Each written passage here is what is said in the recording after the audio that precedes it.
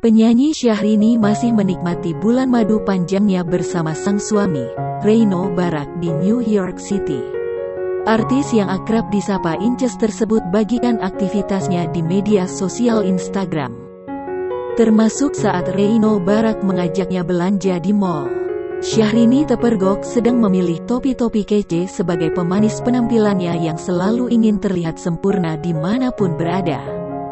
Terekam aksi Reino Barak memilihkan topi koboi untuk sang istri namun berujung penolakan. Rupanya Syahrini tak menyukai model dari topi yang dipilihkan suaminya. Dari ratusan topi yang berjejer di toko, Reino Barak memilih topi koboi berwarna coklat untuk Inces. Dikenal fashionable, Syahrini memang pilih-pilih dalam berbusana.